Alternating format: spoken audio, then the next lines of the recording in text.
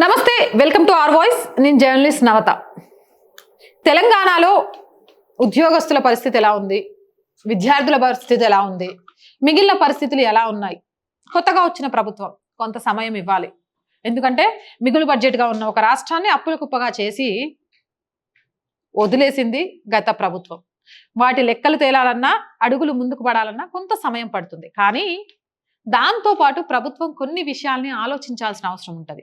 అది ఇప్పుడు తెలంగాణలోని అర్చకులు అడుగుతున్న ప్రశ్న. దీనికి సంబంధించి సోషల్ మీడియాలో వస్తున్న ఒక వార్తా కథనాన్ని మీ ముందుంచే ప్రయత్నం చేస్తున్నాను. 3 నెలలుగా అర్చకులకు గౌరవ వేతనం కూడా ఇవ్వలేని దౌర్భాగ్యపు స్థితిలో ఉన్న కాంగ్రెస్ ప్రభుత్వం దేవాలయాల్లో అర్చకులకు ధూపదీప నైవేద్య నిధులు బంద్. గతంలో దేవాలయాల్లో అర్చకులకు గౌరవ వేతనం 6,500 ఉండగా కేసీఆర్ ప్రభుత్వం 10,000 చేసింది. 3 నెలల నుండి వారికి గౌరవ వేతనం రాక ఇబ్బందులు పడుతుండగా దేవాదాయ శాఖ మంత్రి కొండా సురేఖను కలిసి మొరపెట్టుకున్నా ఫలితం లేదు. దీంతో అర్చకులంతా కలిసి ఇవాళ చెలో సచివాలయ కార్యక్రమాన్ని చేయాలని నిర్ణయించుకున్నారు. భగవంతుడికి ధూపదీప నైవేద్యాలకయ్యే ఖర్చులను కూడా ఇవ్వలేని పరిస్థితిలో నిజంగా ఈరోజు తెలంగాణ ప్రభుత్వం ఉందా? ఒక్క నెల జీతం రాకుంటే అతలాకుతలం అయిపోయింది. అవేం లక్షల జీతాలు కాదు, 10,000. అలాంటిది 3 నెలలుగా వచ్చే 10,000 కూడా రాకపోతే అర్చకుల పరిస్థితి ఏంటి? దేవాదాయ ధర్మాదాయ అనే శాఖను ఒక ప్రభుత్వ పరిధిలో పెట్టుకొని ఆలయాల డెవలప్మెంట్కి ఆ నిధులు వాడాలి. నిజంగా తెలంగాణలో ఆలయాల నుంచి నిధులు రావట్లేదా, లేకపోతే ఆలయాలను ఆధ్యాత్మిక కేంద్రాల కంటే కూడా నిధులు వచ్చే ఒక కేంద్రంగా మాత్రమే భావిస్తున్నారా? ఎందుకు ధూపదీప నైవేద్యాలు జరగట్లేదు? ఎందుకు అర్చకులకు 3 నెలలుగా వేతనాలు చెల్లించట్లేదు? అంటే రాష్ట్రంలో ఆర్థిక సమస్య వచ్చినప్పుడు ఆ సమస్య అన్ని వర్గాల మీద ప్రభావం చూపాలి, అన్ని పరిధుల్లో ప్రభావం చూపాలి.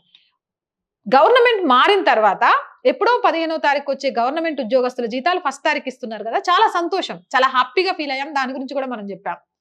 మరి ఆ 1వ తారీఖు ఇచ్చే జీతాల్లో అర్చకులు ఎందుకు గుర్తులేరు రేవంత్ సార్? గుడినే నమ్ముకొని ఆ దేవుడికి పూజా కార్యక్రమాలు చేయడమే తమ బాధ్యత అనుకుంటూ ఉంటారు కదా, మరి వాళ్ళని ఎందుకు పట్టించుకోవట్లేదు? దేవాదాయ శాఖ మంత్రి కొండా సురేఖ గారిని కూడా వాళ్ళు కలిశారట. మరి ఆవిడ దగ్గర నుంచి ఎలాంటి స్పందన వచ్చింది అనేది లేదు. కానీ మన సనాతన ధర్మాన్ని నువ్వెవరు అంటే చెప్పగలిగేది మన ఆలయాలు మాత్రమే. నువ్వెవరు బై? నీ చరిత్ర ఎప్పటిది? అసలు నువ్వు ఎక్కడి నుంచి వచ్చినావు? నువ్వెక్కడ పుట్టినావు? ఈ క్వశ్చన్స్కి ఆన్సర్లు ఒక దేవాలయాల నుంచి మాత్రమే దొరుకుతాయి. అలాంటి ఆలయాలలో దేవి మూర్తులకు సేవలు చేసే అర్చకులకు జీతాలు ఆపడం అనేది ఎంతవరకు కూడా సమంజసం కాదు. మనకు ఆకలేస్తే 3 పూట్లు తింటాం కదా, కానీ దేవుడికి ఎందుకు ధూపదీప నైవేద్యం, ఆయనకెందుకు కడుపు నింపాలి అనుకోవట్లేదు?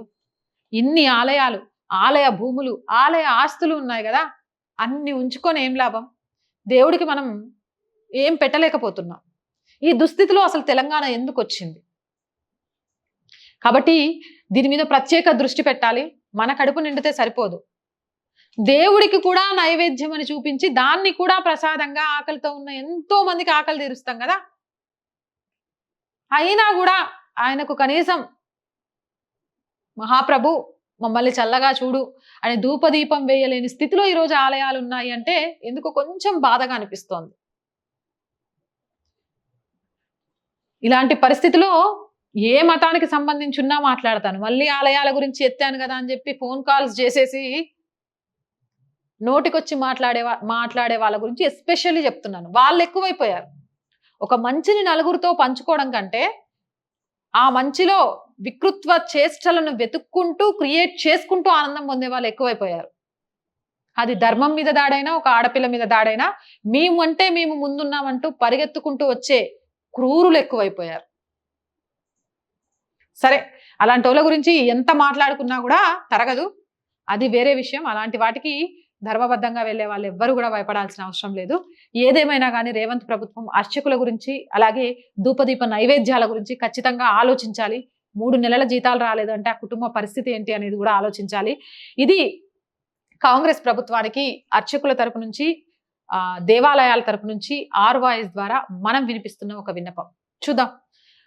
ప్రభుత్వం దీని విషయంలో స్పందించి వాళ్ళకు సరైన న్యాయం చేయాలని ఆశిద్దాం. ఈ వీడియోపై మీ అభిప్రాయం ఏంటి అనేది కామెంట్ సెక్షన్ లో తెలియజేయండి. ఇలాంటి మోర్ వీడియోస్ కోసం మన ఛానల్ ని వెంటనే సబ్స్క్రైబ్ చేయండి. ఈ వీడియో నచ్చినట్లయితే లైక్ చేయండి, షేర్ చేయండి.